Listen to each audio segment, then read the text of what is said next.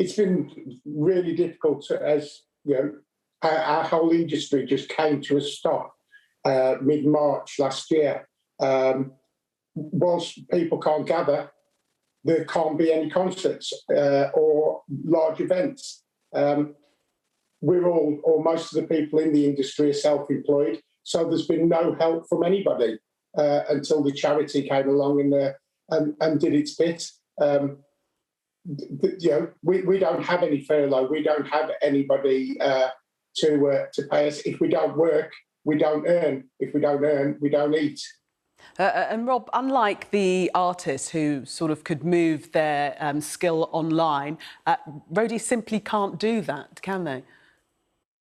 Absolutely not. I mean, it's such a common problem, I'm afraid, at the moment. There's so many people slipping through the gaps. They can't work, they're not earning, they're not able to access the funding that's available. So it's amazing that we've been able to get so many people to come together to raise some money to help them out. And Rick, am I right in saying that you've had to sell your own home to make ends meet? Yes, we've had to downgrade. Obviously, everybody put some money away for a rainy day, but nobody was really expecting a monsoon, you know. So yeah, you need to earn money. You know, you need to find money from somewhere. There doesn't seem to be any light at the end of the tunnel. So yeah, it had to be done. Yeah, no, sorry to hear that. Rob, tell us about the ILoveLive campaign and what the idea behind it is. It's a very simple idea. It's absolutely critical to the music industry, as you've heard, so people can come together on Crowdfunder. We've reached out to the world's biggest bands and artists, and they've given up some amazing prizes. So for a small donation, which goes straight through to the stagehand charity, every donation gets the opportunity to win one of these amazing prizes. And then it goes through and it helps people like Rick and hundreds more just to keep going, you know, and keep them earning, which is fantastic. So it's a prize draw, and various artists are putting up items for sort of auction. You've had lots of support from the artists, haven't you? Unbelievable, absolutely unbelievable. So you mentioned Queen and Iron Maiden. Yeah, it's the Foo Fighters, Mumford and Sons, and the Spice Girls. My favourite. We've got the sofa from the Spice Girls World Tour, the Union Jack sofa, which everyone will know, which is my favourite. So there's plenty of things. Everyone should go and have a look at what amazing things that they've managed to put up. You know, stuff that you just can't get your hands on normally. Wow. Rick, I saw you smiling there. It's obvious that you miss not only the income, but the lifestyle. Just describe for us exactly what it's meant being away from that whole life.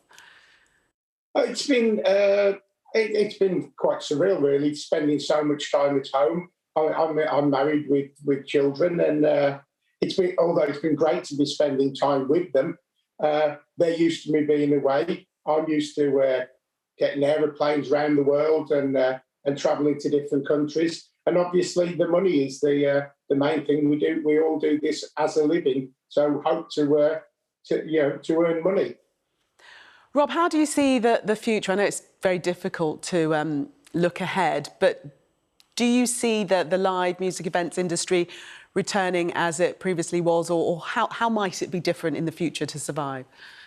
I don't think it will be the same. I mean, we've got all sorts of problems to try and get, you know, everything back on track. Obviously, a lot of the music events and lots of the other things that we're supporting are all going digital. So I don't think it's going to be very soon before we're all, you know, up against each other, bouncing around at a concert.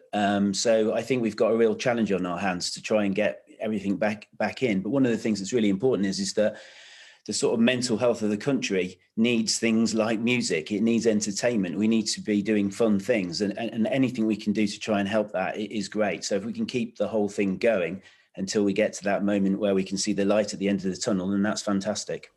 And Rick, Rob, they're talking about the mental health of the country, but also the mental health of roadies, really. How have you been coping in that respect? Trying to keep myself busy. I know a lot of my friends and brothers and sisters up the road have been doing the same. People have been looking for alternative work. Myself, I found it very, very difficult. I spent 40 years in the music industry. I don't really have any qualifications for anything else really. And I'm getting a little bit too old to be stacking shelves in a supermarket, although I'd be happy to do that if anybody would employ me to do it. But we're all, I'm getting on. All I do really is travel the world with rock and roll bands, putting on rock and roll shows and hopefully bringing enjoyment to people. Yeah. That's what I want to get back to doing. Yeah, no, it's not a bad life mixing with some of the great rock and roll legends we've heard. You've had a wonderful life as a roadie, haven't you? I have. I've worked with some great bands and some fantastic people over the years, from Coldplay, Iron Maiden, Judas Priest, George Michael, the Spice Girls. I did Top of the Pops. I've done the Brit Awards, the MTV Awards.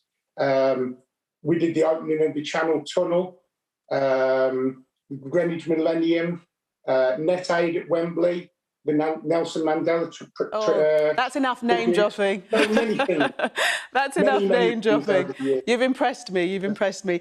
So, Rob, how much are you hoping to raise, and how can people bid for some of these wonderful items?